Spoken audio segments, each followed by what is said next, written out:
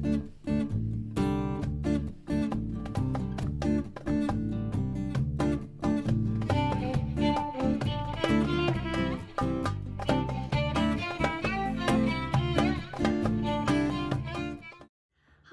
my name's Lori McKenna, and welcome to my kitchen, and welcome to today's installment of Jewish Cooking Connection.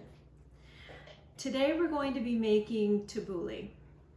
Tabouli is a salad that is eaten all across the Middle East, and for those of you who don't know, my father's family is Syrian. So as a child, I grew up having this wonderful fresh tasting salad. And today we're going to use my grandmother's recipe from this cookbook. And just as an aside, my father always used to judge Middle Eastern restaurants by their tabouli. Taboulis have different ratios of parsley to the grain. And the salad that I grew up with and the salad that he deemed the most authentic was that salad that has more parsley to it than the bulgur. So, which brings me to our first ingredient. What you use as the basis of this is bulgur wheat, and it's bulgur wheat number 2. There are 4 different grinds of bulgur. Number 2 is the one that's most often used in tabouli and other salads in Middle Eastern cooking. You can get this either at a Middle Eastern market or I got this bag through Amazon. Always a great place to get everything. So what we do when we have our bulgur wheat is, for this recipe, we're going to use 3/4 cup.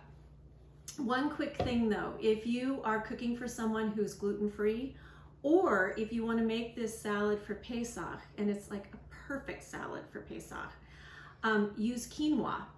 You can use quinoa, but it needs to be cooked. So cook according to package directions and then proceed with the same amount of quinoa as you would bulgur. So again, we've got 3/4 cup of bulgur wheat, and how we prepare this is we pour water over the bulgur wheat. We sort of let it sit for a couple of seconds, really.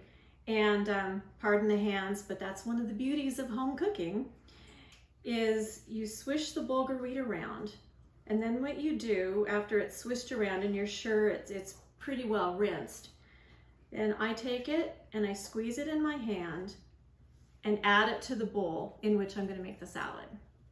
Okay, so you do that for your entire 3/4 cup of bulgur. And again, if you're using quinoa, obviously skip this process and just cook the quinoa. So the crucial ingredient to the salad is parsley. And there's, as you know, different types of parsley. There's Italian parsley or flat leaf parsley, or what I lovingly call regular parsley or the curly parsley. For this particular dish, I prefer the curly parsley. That's how my father used to make it. That's how my grandmother used to make it.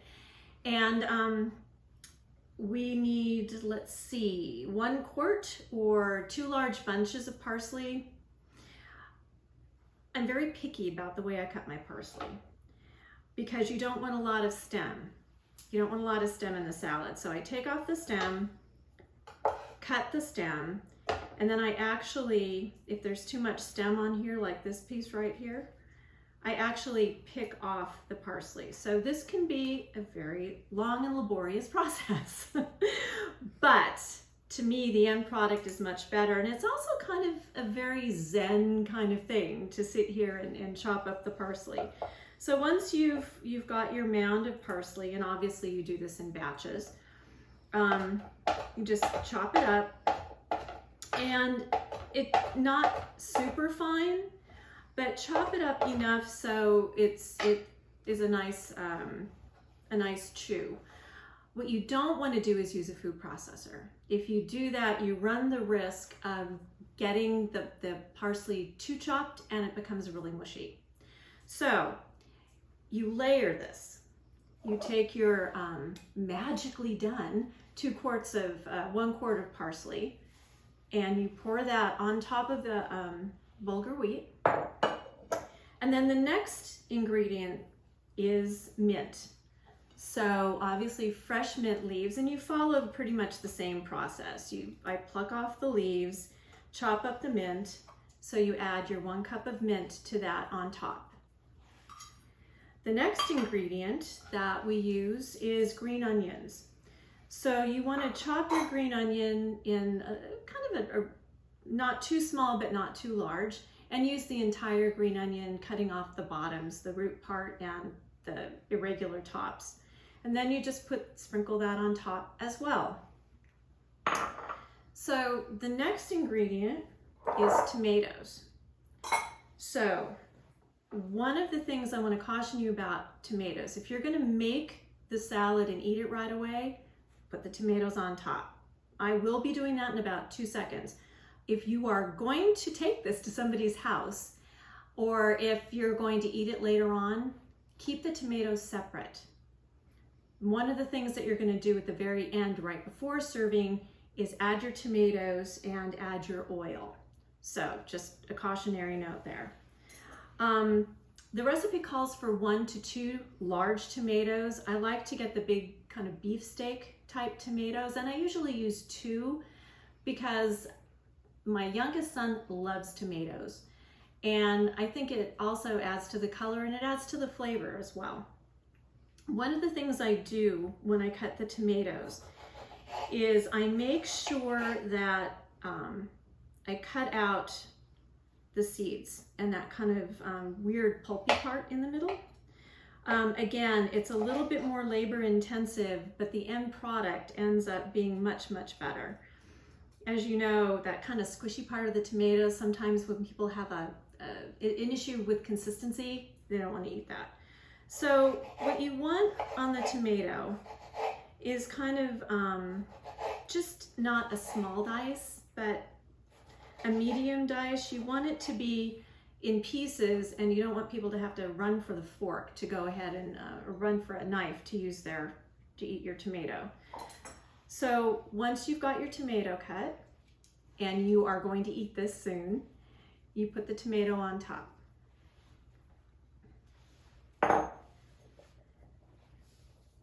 Then comes the seasonings. So this recipe calls for a small dried onion, and I have to tell you, when I first started making this, I went into a Middle Eastern store. I was looking for dried onion and I couldn't find it. And I don't know what a small dried onion is. So what I found is a much better substitute is just dried minced onion. I figure it's dried, it's onion, it works.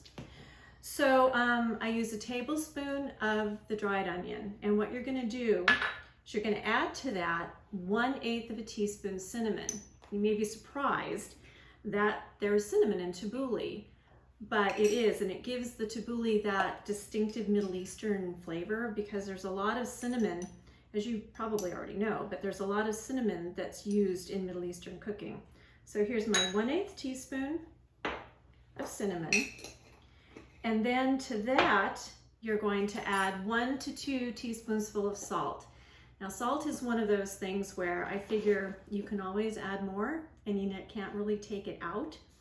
So I usually start with a teaspoon of salt, and then I taste it after the salad's put together, and if I need to add a little bit more, I do. So what you're supposed to do is mix this again with your fingers,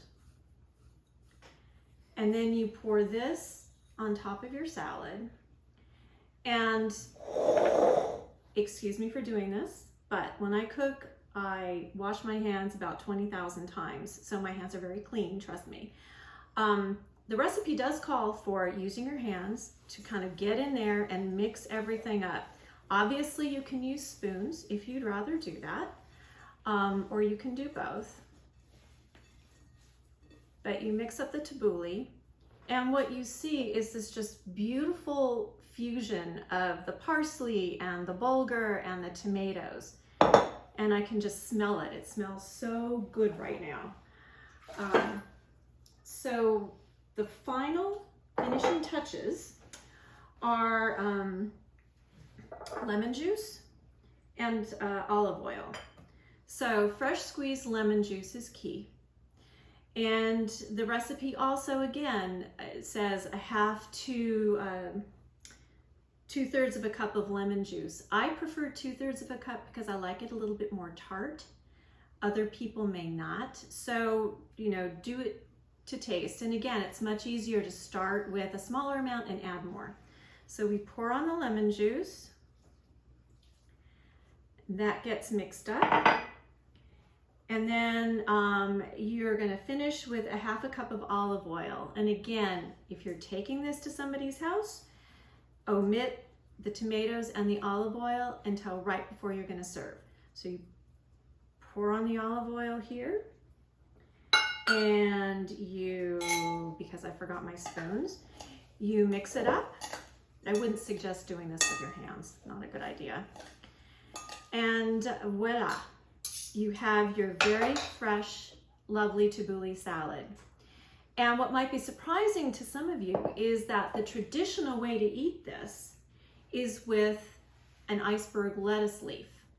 So what you usually do is scoop it up with the iceberg lettuce leaf and eat it that way. Perfect if you're on like a low carb diet. Or like the rest of us do, you can eat it with pita bread.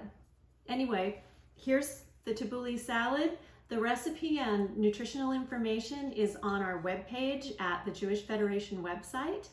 And I hope you've enjoyed today. I've certainly enjoyed cooking with you.